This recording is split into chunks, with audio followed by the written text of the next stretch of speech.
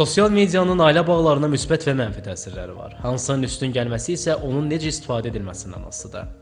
Əgər real ünsiyyət azalarsa, bu ailə bağlarının pozulmasından nəticələnər. Məsələn, əgər ailədə valideynlər telefona daha çox maraq göstərsə, uşaqlar özlərini tənha hiss edər. Yəni, texnologiya ailədəki münasibətləri dəyişir. Sosioloqlar belə deyirlər.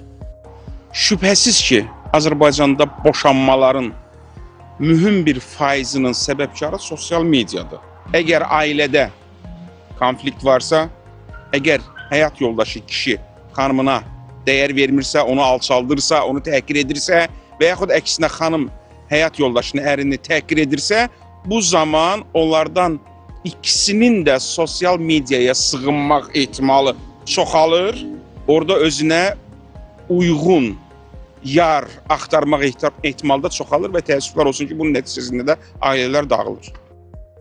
Ümumiyyətlə, sosial şəbəkələrin münasibətlərə və ailələrə təsiri tamamilə istifadə formamızdan asılıdır. Sosioloji və psixoloji tədqiqatlar göstərir ki, balans qorunarsa, bu platformalar ailəvi ünsiyyəti zənginləşdirə bilər.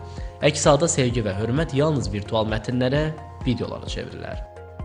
Yox, əgər ailə üzvləri sosial media üzərindən hər hansı bir münaqişəyə girirlərsə, qısqanclıq yaranırsa, bu artıq ailəni soyudur bir-birindən.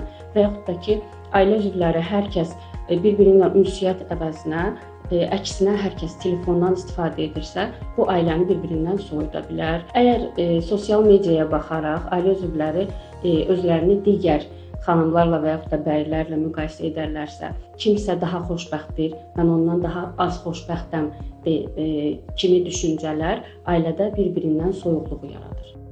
Ailə bağlarını möhkəmləndirmək üçün sosial şəbəkələrdən istifadəni minimuma endirmək lazımdır. Bunun üçün bildirişləri söndürmək və real həyatda daha çox aktivliyi göstərmək lazımdır. Belə olan halda ailə üzvlərinə daha çox vaxt ayırmaq mümkündür. Ələkbər Salih, Vurhan Turabov, Telesər.